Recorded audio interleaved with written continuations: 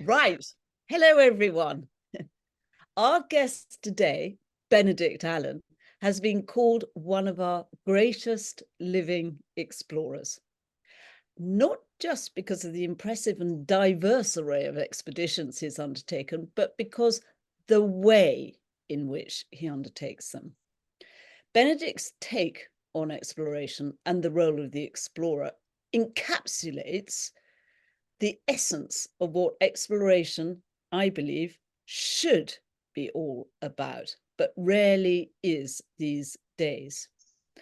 Not for him, satellite phones or GPS, nor even Western companions, certainly not film crews clanking along behind. Just a map, compass, and basic kit.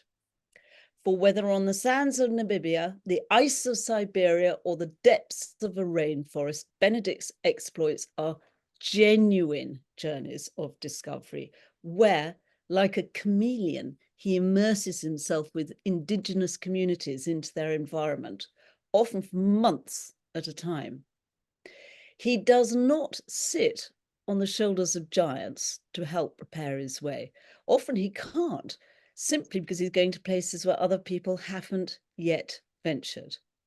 Instead, Benedict seeks to learn as he goes from the inhabitants of the environment he is immersing himself in. This often risks enduring considerable hardship, and I don't exaggerate when I say pain, exhaustion, and hunger, not to mention countless narrow escapes, whether from tropical diseases, deadly snakes, or bandits' bullets. This approach of immersion has become Benedict's brandmark and elevates him above the irritating glory merchants and adventurers who cut a dash but leave no legacy of meaningful discovery. Back on familiar home turf, Benedict is a trustee and a member of the council for the RGS, where I last bumped into him, has recorded 6 television series for the BBC, along with a dozen or so other television productions, written 10 books, and is a patron of the Environmental Justice Foundation, Tony Trust, and Save the Rhino Trust. Benedict, hello, welcome all the way from Prague. I'm in Prague, yes. Hello, Rosie. But I do apologize. I know that that was a very lengthy introduction. Sorry, everyone. It's a very, very generous one. But well, you have a very long pedigree, so much so that actually my task as interview is sorely testing, because it's trying to cherry pick what we're going to cover, everyone, because you know he's been to every remote corner of the globe. So I thought that what we could do, because it's Christmassy time, is we would focus on your rainforest and jungle experiences, because they exemplify your way of immersion, your technique. And then at the end, if we have time, we could offer our audience a choice by way of a Christmas finale, whether on ice or sand. Anyway, now our man Benedict is a family man with 2 children, is that correct? Three at the latest count. Three. Yes. I got 3 one that, children. yeah, sort of one is about that high. That's sort of 8. In fact, definitely 8. And I've got a 16-year-old and a 13-year-old. Yeah. They must be in awe of their father's achievements, which No, far from it. No, no, no. If only it was like that. No, if only they were impressed. No, as far as I'm concerned, I go away too much, and so I'm just not around. I think they feel that everyone's an explorer, and I'm quite pleased about that, because I keep saying to them, we're all explorers. You don't need to go off to the Amazon or New Guinea. It's part of the human condition. We all are excited, curious. That's how humans are. We're stimulated by change, and we seek change, and we're always trying to investigate the world. I think And it's very yeah, so I important. just keep saying that to them. So I think they assume that everyone goes off to the Amazon as well, but I, I don't know. Well, I think it's a wonderful point to start on, because I think that what is terribly important in all of us is to never let that appetite and curiosity jade, as it were. And in fact, yours, Benedict, began when you were but a young boy. And if Joe, you can bring up the slide of you as a young boy, and you were out Ooh. busy keeping yourself entertained with fossil hunting. Yes, that's me in front of the family camper van, actually. It's a very nice little photo from me. I don't think it means much to anyone else, but I dragged my mum and dad off to Lyme Regis, for example, on the south Yes. coast, and off we went in the little camper van. And I was passionate about collecting fossils. And I'm sort of posing there with a nautilus shell, but really that was genuinely my geological hammer that I went up to the Geological Museum to buy, especially. And I was just one of those curious little boys. But as I say, I do think we all are like this. My own children aren't quite driven in the way that I was. I did have this sort of compulsion, which was unusual. I was very single-minded. I am still very Well, I don't single-minded. think But yeah. yeah. I don't think all children are, and I wish that they were, and again had that curiosity that you did. And it doesn't matter. I mean, when you say sort of almost obsessive, it's a hobby, because again, it's that curiosity that drives you away from your beastly little tech, what do they call them, tech machines that they play games Yes, on, I'm etc. not the one to ask, frankly. Tell me, Motion. did you, in your fossil hunting time, did you ever bump into Steve Etches? Because you mentioned the Geological Museum. No, no, I didn't. Um, no, I just carried on my lone quest, and I converted the tool shed in the garden to a little fossil museum. I don't think anyone ever came to it particularly, but I didn't sort of mind. I decorated my ammonites and belemnites and placed them there on the shelves, labeled them all neatly. But no, Steve Etches. Who is Steve Etches? He Well, a very quickly, geologist. otherwise people will think it's a question out of the blue. But he did exactly what you were doing as a little boy, but in a rather bigger level. He was actually a boiler repairman, Oh, part-time, but also became one of the country's leading fossil hunters. And he now has £1 million fossil museum down in Wareham. And it's wonderful because it's terribly modern, and everything comes alive. So the fossils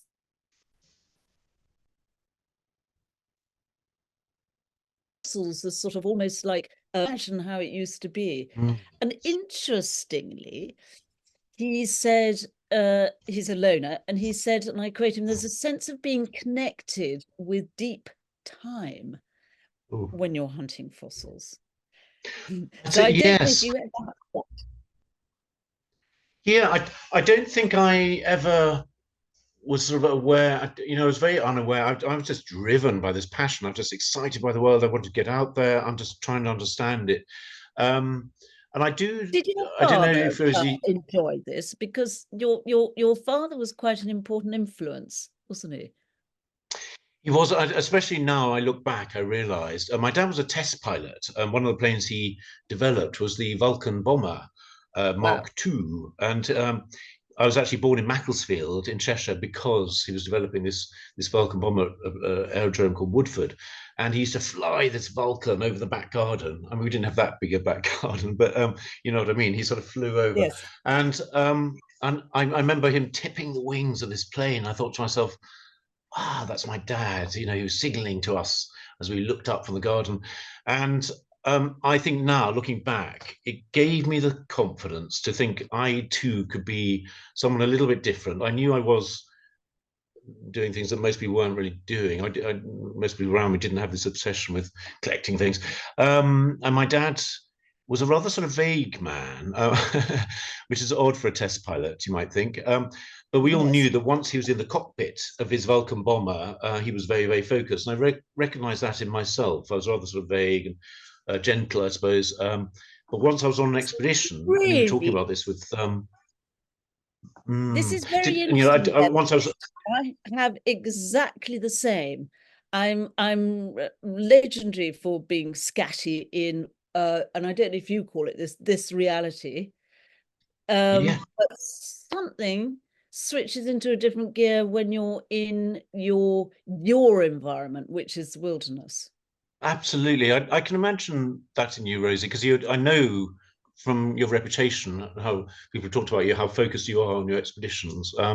And yes, I suppose it's something to do with gather together your energy, your dream, your everything, and you sort of challenge it. There, there's a great advantage of being on an expedition in life in that you're very focused at the task in hand, and there's so much that distracts all of us in modern day life, especially perhaps. But on an expedition, this is your everything has to be focused, everything has to be brought together, and It's it's like two very different kinds of stress, isn't it? And I find probably like you that the stress in this reality is needling, it's corrosive, and I'm not very good at handling it. Whereas the sort of stress that one has in other more remote environments, where after all, it's all about survival in many instances, is cleaner, healthier. One can innately cope with it somehow. One's much more focused. Yes, and you hope that for a few years you have a sort of expertise as well, and you can deal with all the facets, the protocols of safety and backup plans. I usually have a plan A, a plan B, an exit strategy, all this sort of stuff, and everything's sort of clearer in my head. But there's another thing. Quite a long time ago, I used to have on my desk a little bit of paper. I think it's gone now, but it used to say, "Control your destiny, or someone else will." And I was very Yeah. aware when I was growing up, there was I, that little boy wanting to be a fossil collector, and then I thought, oh, what am I going to do? And I thought of my dad, this test pilot. I thought, okay, he somehow is pushing his limits. He's a pioneer. I can be a pioneer too. Gave me that extra confidence. It gave me a belief, seeing my dad, that I too could be something different. Because I was aware that I was very scatty and vague, and I wasn't a top sports person at school. I wasn't a sort of Indiana Jones type. I wasn't a sort of macho male. I was a bit of a dreamer, but I still had this idea that somehow I would go off and explore the world. And And you um, took it with you though to university after all. I did, You and that's what I you meant about reached out. this phrase I had on my desk: "Control your destiny, or someone else will." I was always very aware that this dream of mine could be snatched away from me. We didn't have much money. I know I sound very posh, but I don't know where the money went. But it went somewhere, and I had to work. I worked in a warehouse, um, and even my This degree. was to afford your university expeditions, was it? And Joe, if we can Um, bring that collage up. have you got some pictures of me? Oh, excellent! Oh, there Wow, we go. Look, I actually made a collage for you, Benedict, because good you grief. did so much when you were at university that wasn't in a lecture hall classroom. This is wonderful. I've never seen these. Yes, good grief, how Well, you can exciting. tell us there were three uh, uh, fairly major student undertakings, admittedly, probably sort of guided, but you led the final one. You can tell us what they each were. Yes. Well, I thought, how do I become an explorer? How do I realize this dream of being an explorer? And everyone said, oh, the world's been explored. It's too late. You haven't got any money anyway. No one's going to sponsor you. As you know, Rosie, key to modern exploration generally is sponsorship. You've got to get people to behind you from Yes. industry and or RGS. And so I thought, how am I going to do this? So I sort of, as a student, I was looking around for any opportunities, and I managed to get myself on two expeditions, scientific expeditions, one to Borneo, to Brunei, and when my first one to a volcano in Costa Rica. And yeah, these were organized by other people, but they gave me just enough experience to lead the university expedition to Iceland. And so off I went with fellow students. And I don't think I achieved very much, but all of this helped. As you know, Rosie, it's so much of this is about confidence and belief in yourself. And this was my sort of apprenticeship. It gave me a belief that actually, despite everything, I could actually achieve I could actually go on an expedition at least. The question was, how was I going to carry on after university because I had no money, and how was I going to do it? Well, there was an interesting transitional period, and oh, and by the way, everyone, there is, sorry, an unintended irony to that collage. Now that you've got both Iceland and a volcano directly above it, Yes. the news this morning, alas, converges. But anyway, moving on. What I find fascinating psychologically is you did a huge leap from these university expeditions to your first full maiden voyage, as it were. And here you were at the beginning of making the first ever traverse of the Amazon basin's remote northeast. Now, Benedict, this is no pipsqueak endeavor for your first expedition. It was through some 417 miles of dense forest by foot and a dugout canoe, which you can see here. It's a pretty plucky choice. Yes, you say it was no pipsqueak endeavor, but I was a pipsqueak. I mean, I remember turning up, having worked in the warehouse, got enough money to get to the Amazon, up in Venezuela, actually, the Orinoco, to head down into the Amazon. And I thought, I know, well, I was sustained by my ignorance, really, or my naivety. And I had that wonderful thing that you have when you're in your early 20s or as a teenager. You think you're immortal. And I didn't really think too hard about it. I just thought, off I go. The locals know about how to live in the rainforest, and they'll look after me. I mean, it's unbelievable. I scare myself when I think back to this expedition. Absolutely. No, do you know, I think that's part of the magic of if you have within your heart the drive to do something like this. So the angels give you that wonderful sort of naivety that sets you on course.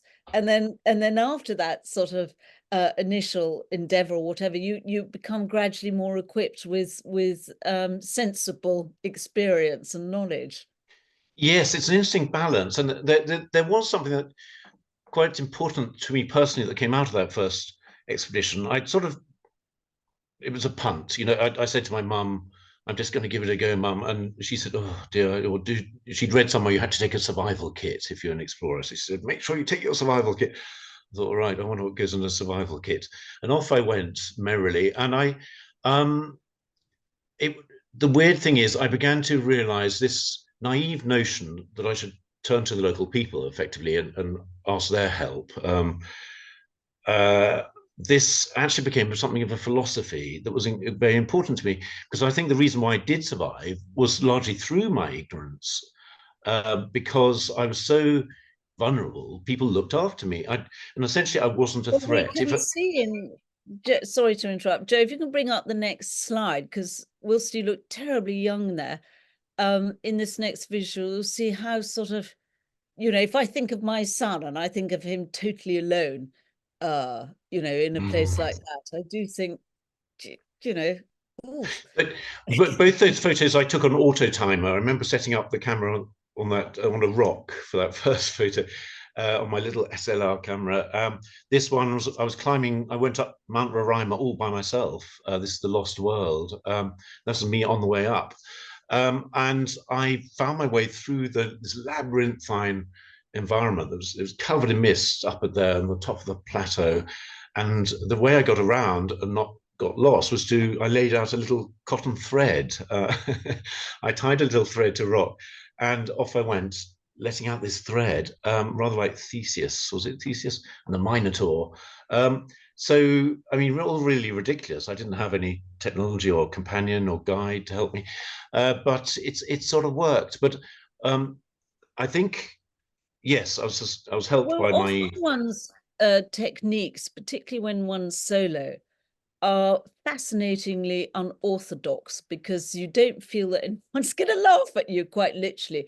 But quite often that those sort of systems, Heath Robinson or otherwise, do actually work. However, I have to say that really you only just made it out, didn't you? It almost cost you your young life. What happened? Yes, essentially, I was helped by the locals. I think they simply didn't want to help me. They didn't want me to die on their hands, perhaps, or, as I said, they didn't see me as a threat. And I do think this is something I carried on to my future expeditions because I realised if I had been a threat, and by and large, Western people are a real threat to Indigenous people. If I had gone in there with companions, with technology, and so on, I wouldn't have been helped. I wouldn't have learned so much. But essentially, when I separated from my guides, it all went rapidly wrong. This was right at the end of the expedition. I was probably only 60 miles, 70 miles from the outside world, but I found myself attacked by two drunk gold miners. And I still don't know why they attacked me. I wish I could say I was brave enough to sort of hang around and ask. But I saw these people creeping up to me with knives in the night, in the moonlight. I could see the knives glinting, and I ran for it. I ran from my hammock, from their little shelter, down into my canoe, and paddled off to get away. And my canoe capsized. I lost everything. And scrambled to the riverbank and began my long walk out. And yeah, it's a And then didn't you get two strains of malaria? yeah, two strains of malaria discovered afterwards. I suppose this is all a long time ago now, 40 years ago or so. But yeah, I don't remember very much, but I remember just keeping on going day after day after day, struggling along. And yeah, I was When you incredibly were fortunate. struggling along and you'd lost all your kit and presumably rations from your canoe, the Yeah. capsizing, um, can I bring up, if you can bear to talk about it, and if I've got the right expedition, about your dog and the Oh. dog in, because I do understand it. Yes, I was going to skip over that just because it is quite complicated. But yes, I'd picked up a dog, an Indian hunting dog. It was in very bad conditions. I sort of helped it back into health, and um, there it was in the canoe when I launched out to escape in the dark from these gold miners. And the canoe capsized, as I said. I ended up on the riverbank with absolutely nothing, and this dog in due course caught up with me as I walked out of the forest.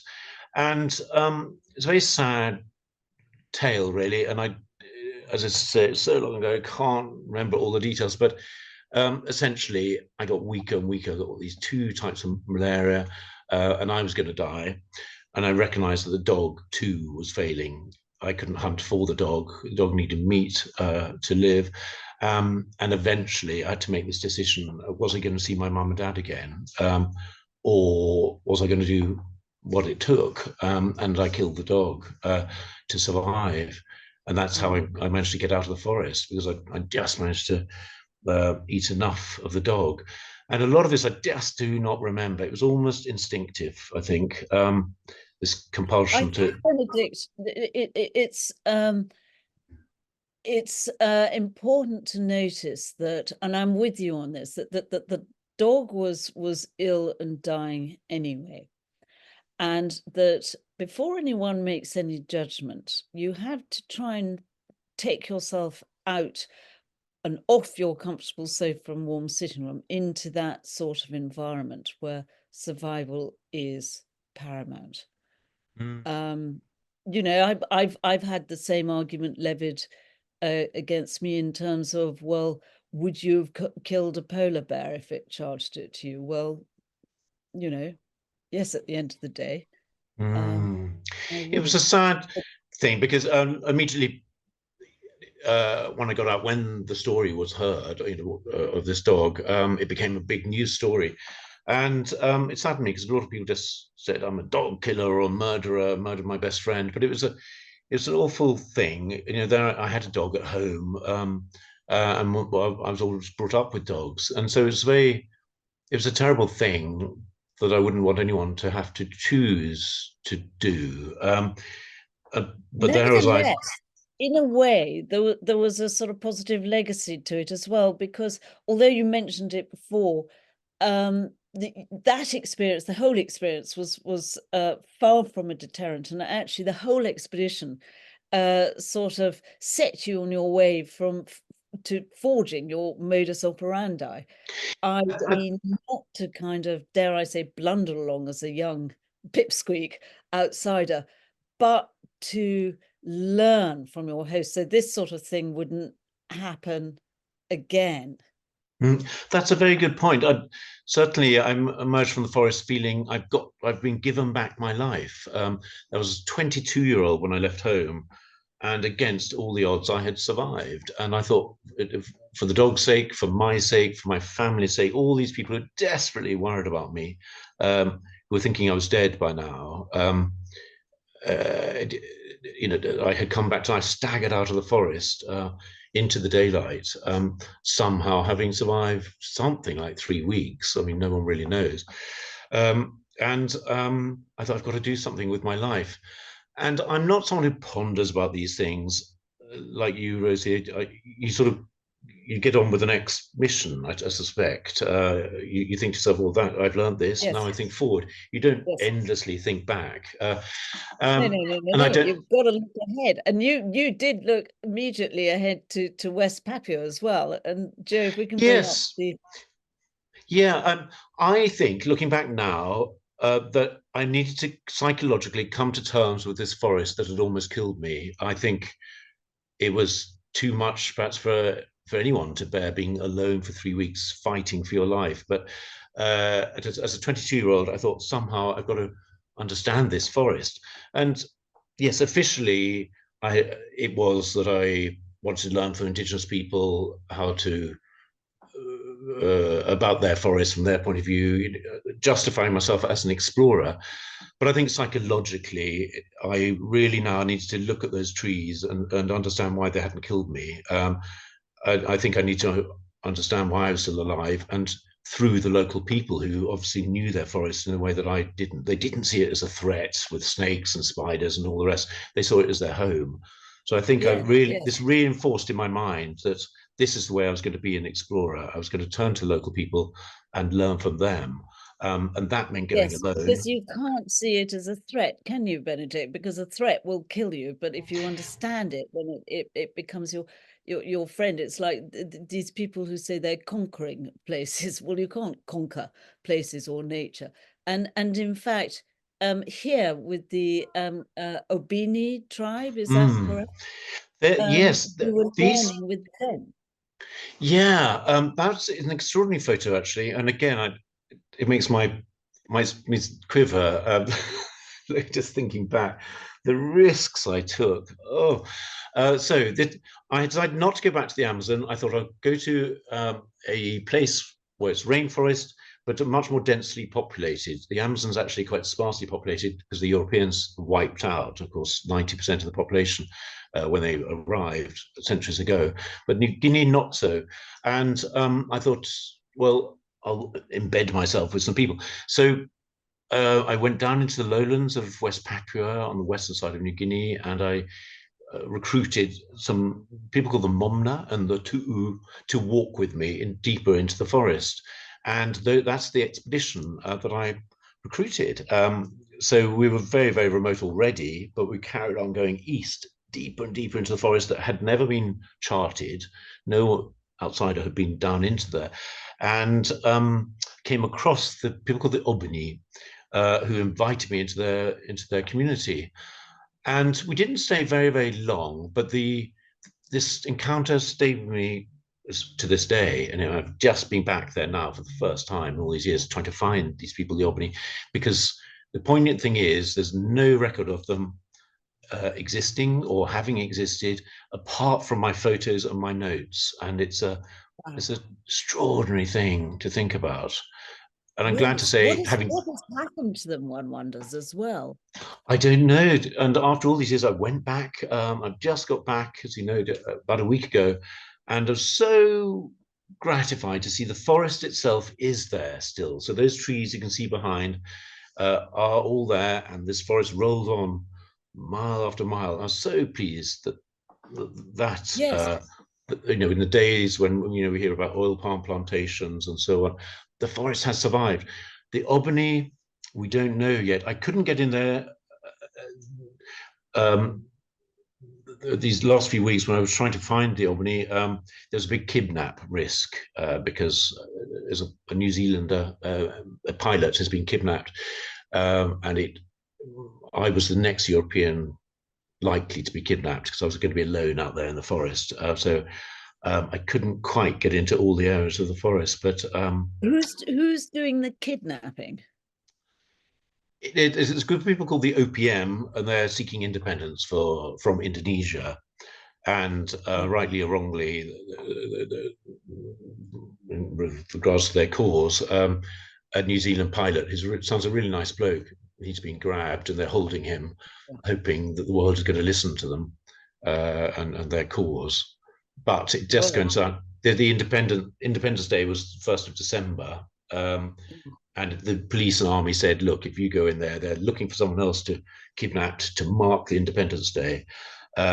So, I fear you might rather stand out, Benedict. well, this is the thing. Mind You you, you yeah. said I was a chameleon in the introduction. I thought, oh, chameleon. I'd so love it if I was not 6'4". I mean, I'm almost 2 meters You can tall. tell from this picture here.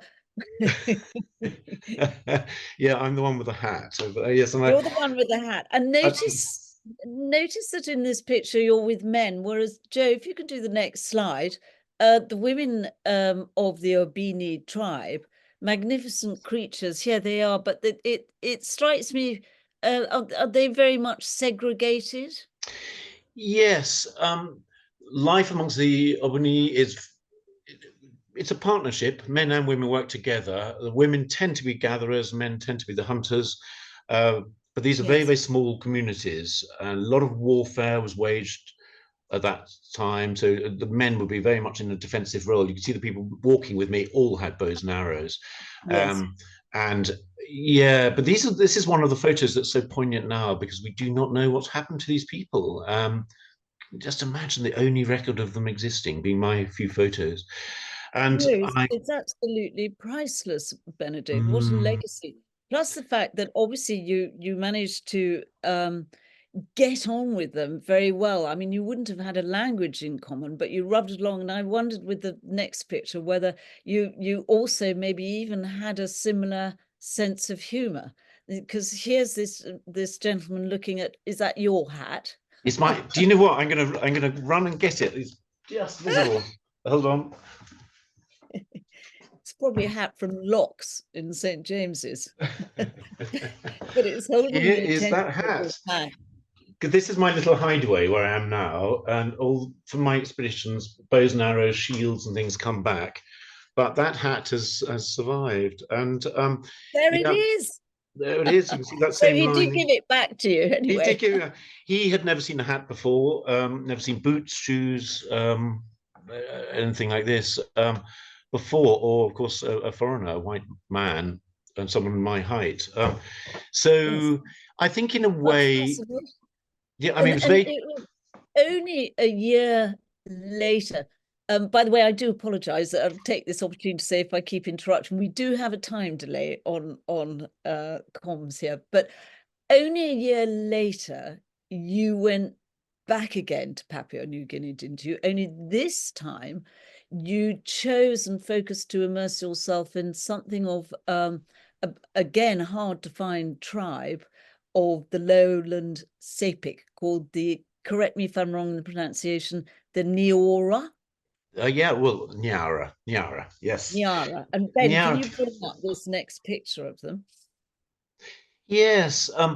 The Albany. I was very aware that I was living dangerously. You know that I was all alone in forests that had never been mapped, and bearing in mind I'd already had 2 types of malaria on my previous expedition in the Amazon. I thought I'm not going to survive very long out here unless I get out. So I didn't stay very, very long. I thought what I've got to do is again same quest: live with people who understand the forest, who can teach me about it, and who are these last witnesses. I was very aware that Albany would disappear. I mean, missionaries were moving in, loggers were moving in, so their culture was threatened. I thought, well, who else can I live with? I settled down in Papua New Guinea with the Nyara, and Yeah, they're on the Sepik, and they had a crocodile cult. That's what anthropologists would say. But essentially, they had a role model, which is really sensible. The crocodile, top predator that's it's highly territorial, tough, very successful. Lived, 120 million years it's been going, and I Didn't they also think that actually that man was once a crocodile living on their river and was their ancestors, so to speak? yes, the Avu Gwag, who was the crocodile ancestor figure, and yeah, it as I say, if you're going to be living in a highly competitive, difficult world like the swampland rainforest, you've got to feel you're part of it, and it's only sensible in a way to immerse yourself and your culture in the embody one of the species that has worked, that has thrived in rainforest.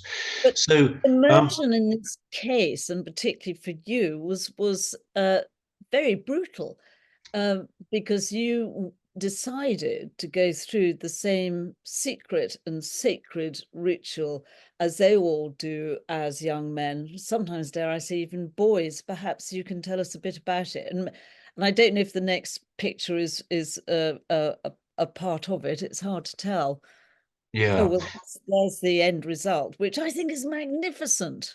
It's and yes. actually our man Joe, who's manning the tech here, I talked to him about this yesterday because Joe, you can chip in here because you said, well, it's, I guess people are now beginning to do that over here, scarification. Yes, yes, they are indeed. Yeah, not myself. Oh, it's a shame. I was going to say, show li- us your scars. no, little extreme for me, but yeah, no, very much part of Western culture now as well. Certainly towards the more extreme end of body modification in the West. Tattoos are obviously very common these days. I'm covered, but yeah, scarification sort of yeah. Joe, you're interesting because you said also that, well, you think about it with tattooing, you are actually cutting into the skin, and perhaps Benedict, you could actually take us through the ritual, because the next visual, I'm not quite sure I've got them in the right order, but it looks like Ah, but here we go. It looks like a dunking that you kick off with, or maybe that's afterwards. a dunking. Yes, this is actually the last bit. This is the very end.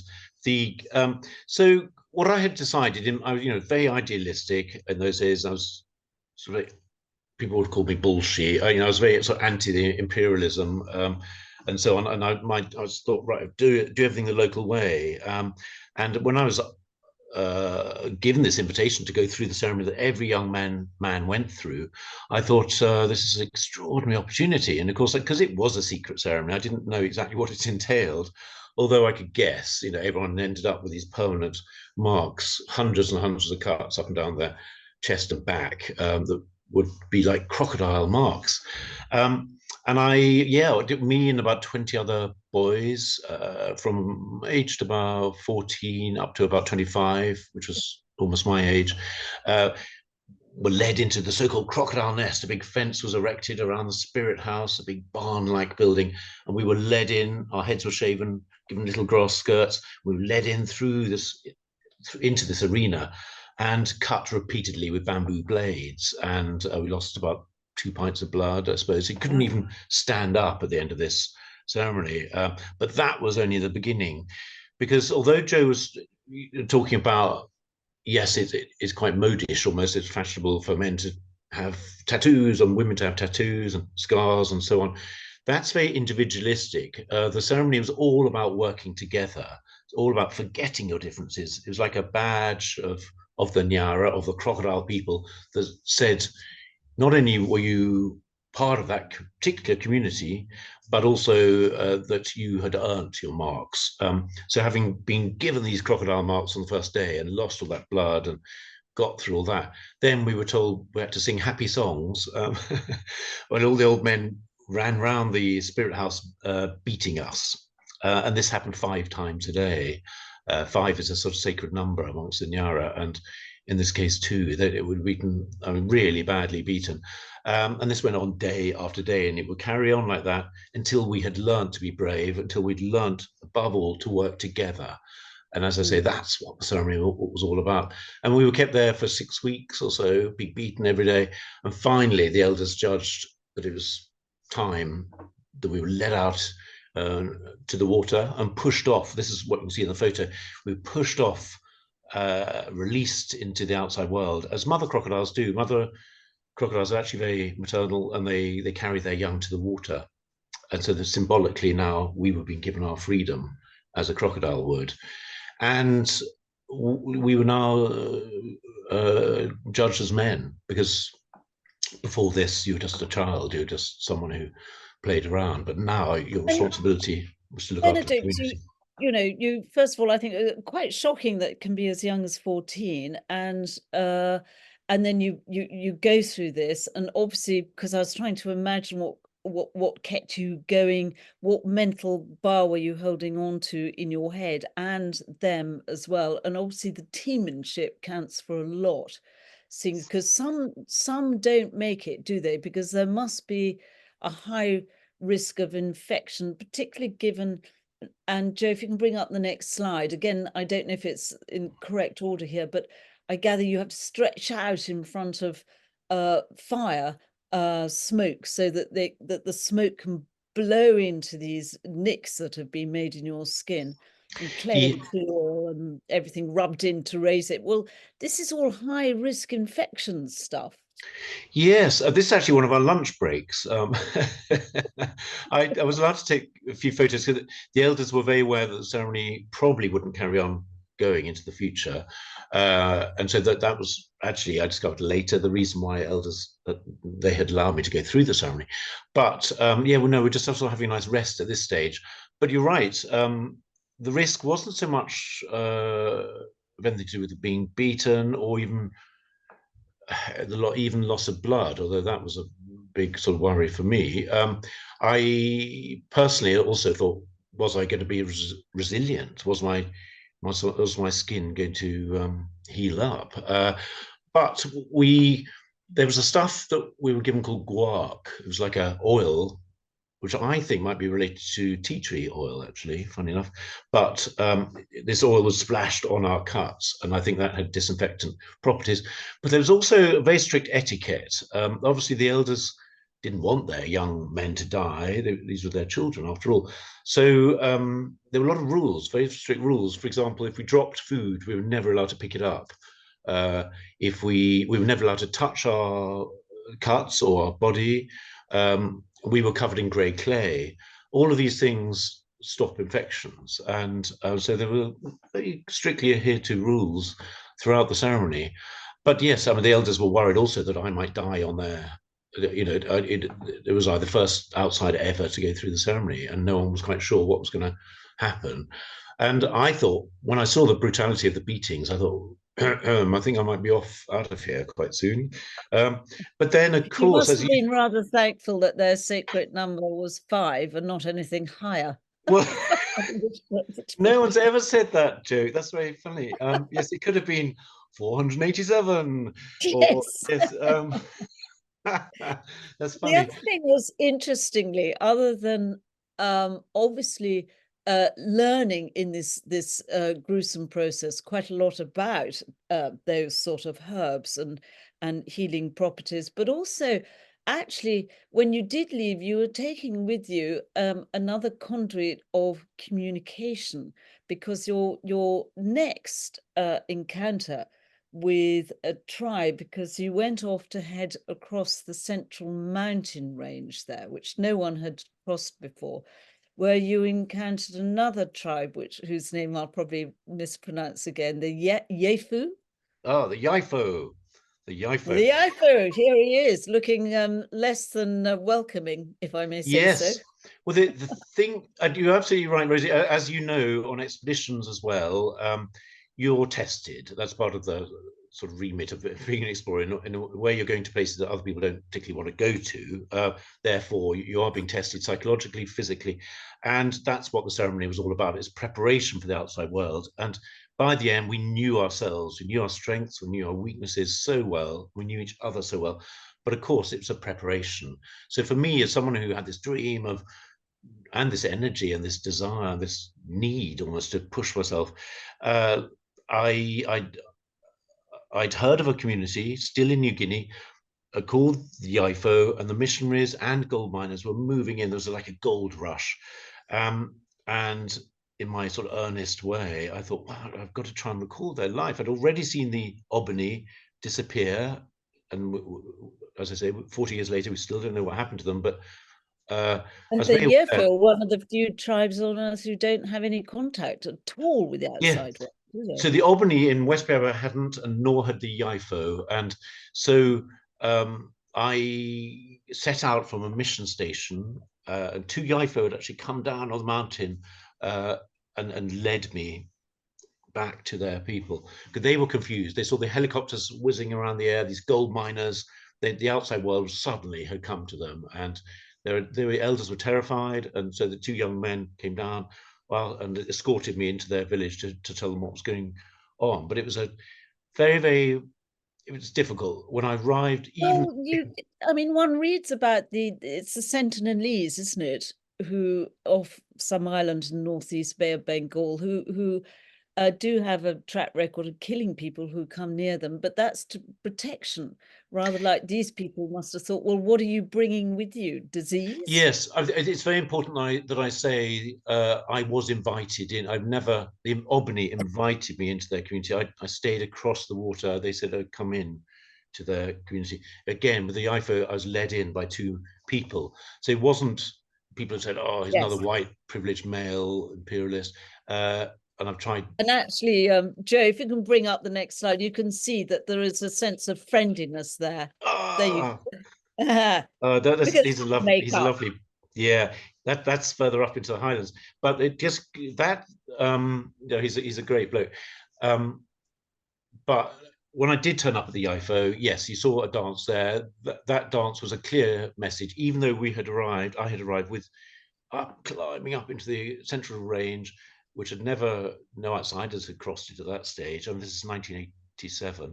And I think, yes. And yes, a war party came out and we were ambushed by these young men with bows and arrows. And it was a very, very scary moment because I could see the anger, but also the fear in the IFO men. The women were hidden in the forest. That was a bad sign. It meant they saw me as a possible threat.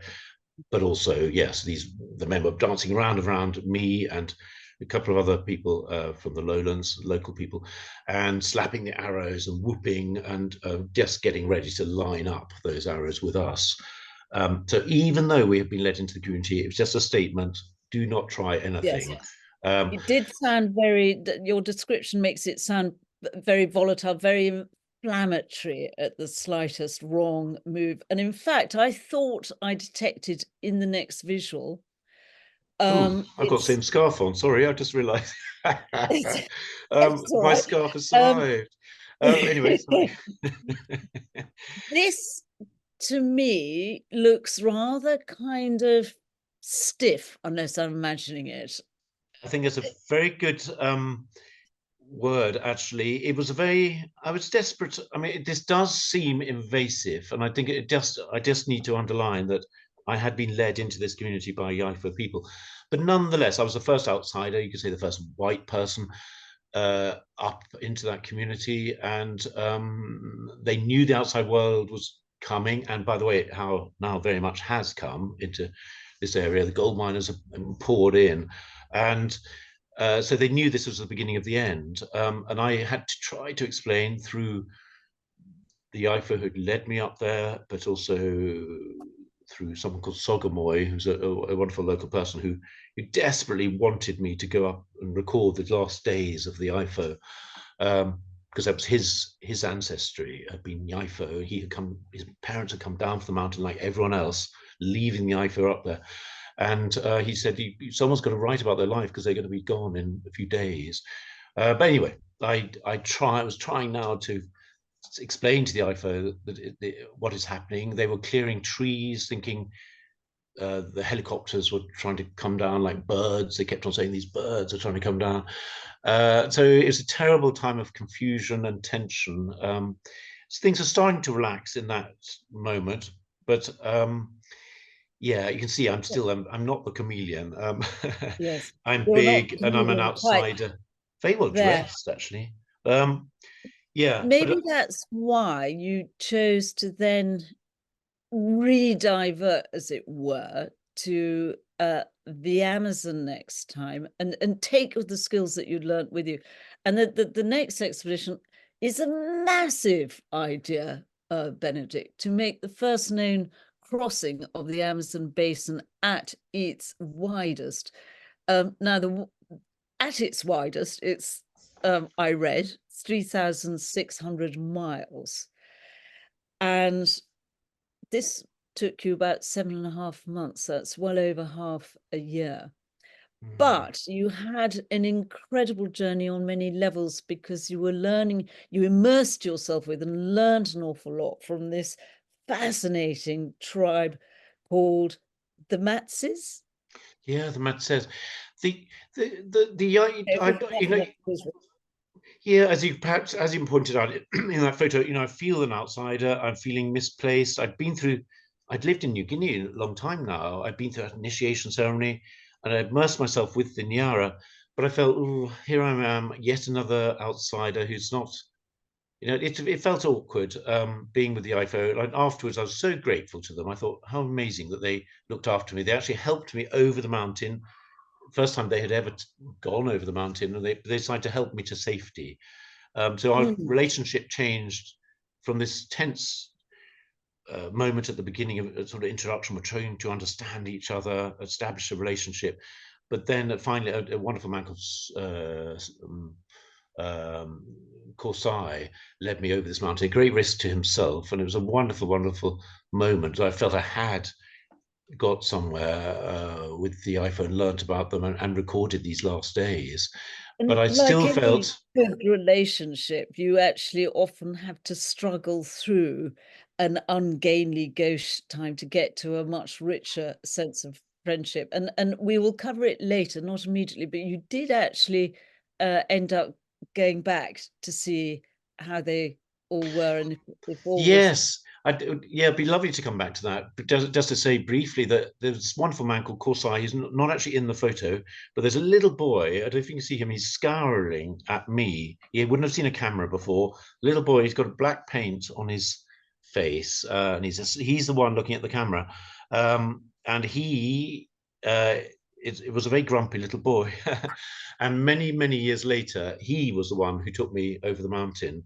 When I went back, I was so touched by how the YIFO had regarded me all those years before, when they'd been threatened by the outside world. And he, it had been haunting me. So I went back to the YIFO to see how they were. And they've done quite well despite everything. And this little boy took me over the mountain as a grown man now to safety the second time round. But yes, you're right. So I was experiencing through all of these cultures a sense of loss, all these remote communities that I have been isolated with, and who are looking after me and keeping Yes. me alive. And I was trusting me with them, trusting my life to them. But they've repaid it time and time again, feeding me, keeping me safe. And I thought, okay, what I wanted to try and do is go back to the Amazon after all those years. 10 years have gone by since I was attacked by those gold miners. I thought I'd just try and just go across the whole lot and try and tell the story of the Amazon. But again, it had to be on local Joe, terms. And can so, we have the visual up? Sorry to interrupt. Joe, can you bring up the visual of the Amazon and oh, the people that, there we go. The there we go. Matsis tribe, The the man Jaguar says, people. yes, known as the Jaguar people, which is ironic, of course, because I've been living with the so-called crocodile people, the Nyara in New Guinea. And the man says had a totally different role model, another top predator, but a predator that's much more stealthy, much more sensitive, perhaps, intelligent, agile. And so I had to, again, adapt to local ways of doing things. I thought, in order to cross the Amazon basin, I've got to learn from people who know what they're doing. And the Mat says seemed the perfect people to teach me, not least because they were on the at the beginning of the most difficult bit, the final section of this journey right across the Amazon. So can So, you bring up the next image? Because we have Pablito who's doing exactly that. Pablito, oh, one of my closest friends of that time, and such a wonderful man. He's died now, sadly. But again, spines. The men wear spines in their lips, women spines in their nose, representing jaguar whiskers, tattoos across the face. So trying to take on something of the jaguar, this highly effective predator, but in a much more sensitive way. So the jaguar people, so-called the Matses, are much more. It's all about listening and learning from the forest. The Nyara in New Guinea follow the crocodile model, which is much more sort of tough. And so I was learning from Pablito, who was so sweetly looked after me for maybe it was about 3 months, teaching me about the forest, how to read it, how to live with it in it. And going back to that word survival, Rosie, as you said, you can't keep surviving in the rainforest. Survival is an emergency procedure. And if people write these books about, SAS survival and so on, you shouldn't be thinking in survival terms, really. You should be thinking in living terms. Survival is when it's going wrong. That's when you turn to your survival kit, for example. So I was trying to learn to stay within this sort of comfort zone, to see the forest as a resource and not a threat. And Pablito was the first person in all my years of living with indigenous people who really got me to this sort of next level of just sensitively appreciating the And forest. this was interesting what you said, because if we move on to the next slide here, which also teaches you, it's all part of your lessons. I don't know what you're doing here, learning how to vape in the local fashion, but whether it's herbs, whether plants are poisonous or friendly, what you can eat, what you can forage. And well, first of all, I'd love to know what this picture is all about before we talk about then you were sent on your way to make your solo crossing. Yes, I think the interesting thing about this photo is it's not the Westerner being subjected to indigenous things, indigenous drugs in this case. It's me doing it to Pablito. So there's a level of trust there that's perhaps a bit unusual. So I've ingratiated myself into Pablito's family, and his children were teaching me massively as well. So he was trusting his children to teach me, and I was trusting the children to teach me. And of course, they knew so much. The boys were amazing hunters, girls great gatherers of herbs. Pablito sat me down and asked me to do this to him one day. It's a substance called nunu, or nunu, could be, depending on your accent. But it's a sort of green, it's a tobacco-y stuff, and something else besides, and it's blown up your nose, and it makes you feel terrible, actually. It's terrible. Thank you for that. Yes, but eventually you feel sort of quite lightheaded. It's to help you jump from the ordinary everyday life into a sort of other state when you're just apart from everyone else and you're just aware of the forest a little bit more. But Is it a little bit like how the South Americans use peyote mushrooms? It hasn't got hallucinogenic properties. It doesn't take you into another realm. It just makes you very, very hot and confused, and it's so it probably has. not what you needed at the juncture where, and we have to sort of finish in a few minutes after this, but we have to hear about, because I have this huge empathy with that feeling that with this tribe, when it came to the time that you had to set off alone to make your crossing. And it's a very poignant moment, isn't it, when you leave people behind and you set off on your own, and they sort of disappeared into the undergrowth, and said the last thing you heard was them saying how sad it was, and no one will be able to bear.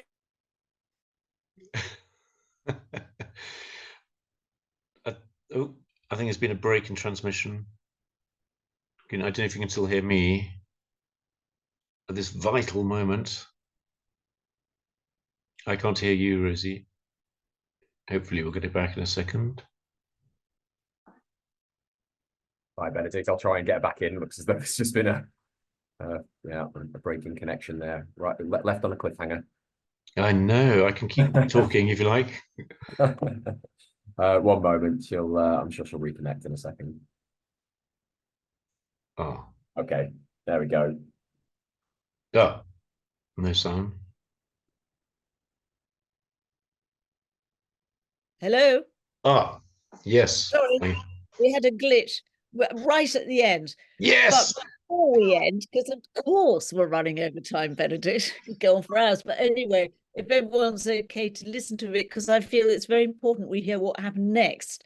Because I don't know how when I was cut out, but I was just saying that that intense moment when you're setting off solo, and there's this split between civilization relatively and your solo journey ahead, and your Mats's friends, the Jaguar people, just sort of disappeared into the trees, but not before you overheard one of them saying, and no one will be able to bury him. Yes, it would have been lovely if there'd been a farewell ceremony and so on, but it wasn't like that because that's not how the Matzes are. And I think they felt they had done their best for me. They were very aware that the Matzes, even they themselves, who knew that forest because it was their home, even they wouldn't head off alone. And I had, I think, 300 miles of rainforest ahead of me. So it was a big, big moment. I was so, yes, I was terrified because I'd seen the skills that the Matzes had, and I knew I didn't have those skills, and I was aware they wouldn't do what I was trying to do. But on the other hand, I also knew that this was my chance. You know, we can all be looked after all our lives by wonderful people like the Matzes. They could keep me alive, they could keep me happy, and but I wouldn't be able to pursue my dream and achieve what I had set myself the task of doing. So I thought that now's the time, and I was also excited by this moment. Off I went, and things went quite well for quite a while, but gradually, I don't know if we have time to talk about it, but I weakened because day after day, you've got to be at the top of your game in rainforest because you're sort of being picked apart by a place of biological and chemical warfare. And although the danger of snakes and so on is exaggerated, nonetheless, I was sort of after a while blundering along because I was so tired. My focus was going because there's no horizon. To navigate alone in rainforest is very, very difficult just with a compass. And I was in real trouble after a while and essentially reliant on handouts from monkeys. I mean, I remember going to a fig tree, I think it was, and there were monkeys up there, and I was sort of hoping the monkeys would just chuck down fruit, which they sometimes do, just out of irritation or out of amusement. But it was like that. I was like a beggar. And because the Mat says if they got into trouble, they simply retreat to their community and they fish, share food in their gardens. But I had none of this. So things were going gradually wrong. And finally, do we have time for me to say any more? Yes, I just wanted to ask there that, when you weaken like that and suddenly it seems that it's very easy to think that the environment is against you, but actually then your biggest threat wasn't from the environment and nature, it was from mankind, wasn't it? You had a bit of an encounter indirectly with Mr. Pablo Escobar. Yes, and this is the thing. Maybe things would have been all right. But time and time again on my expeditions, it hasn't been that environment that's been a problem. It's been opportunists. Earlier on that expedition, I'd already run into Pablo Escobar, who it turns out was hiding down in the lowlands on the Putumayo River. The police, the army, special forces were moving in on him, and he had a little encampment on the Brazil-Peru Colombia border, and I unfortunately was paddling by him, and he sent two people to kill me because I was just a witness that he didn't really need at this stage.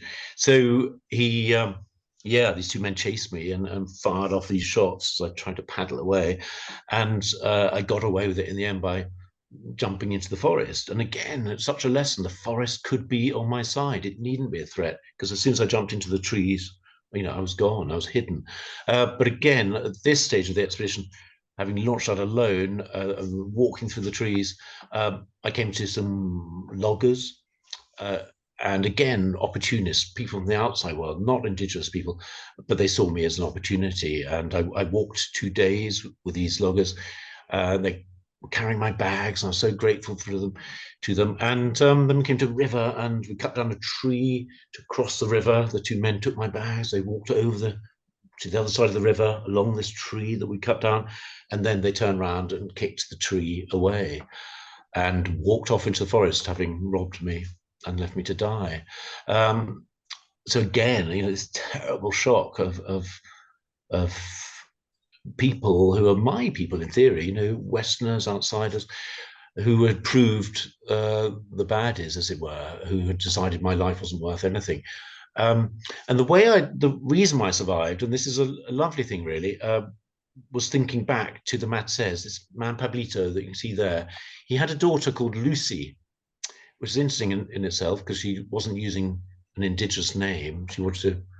They hide their names, their true names, because they're aware the outside world might get them. The Matzes have been on the run, as it were, for a long, long time. They're only contacted in 1969. But this little girl, Lucy, taught me so much about the forest. Not Pablito, but this little girl, and she knew 20 species of herb that acted simply as disinfectant. Like wrote down 20 species in my little notebook. So I thought of this little girl, Lucy. There I was, robbed of everything. I thought, what would Lucy do? And I thought of how she tracked pigs and deer through the trees. And so I began tracking these two men who'd robbed me. And that same day, I think, I waited till darkness and crept into the little encampment that these two men had made and grabbed back one of my bags. And that was enough to allow me to survive. Yes, hooray. That's what I thought. Hooray. So ending on an upbeat note of triumph there. Benedict, oh, I wish we could go on talking. I've only got halfway through my list of questions for you, let alone anyone else having a chance to ask you questions. I don't suppose, and it's terribly mean to ask this live, but would you come back for part 2? No, yeah, no, of course I would. That'd be fun. It'd be fun. It'd be nice. I know I come across as this sort of, here I am, as white man and all of that. And so I'd love to hear people's thoughts about all of this. So a lot of us are re-examining now the role of travelers, the use of travel.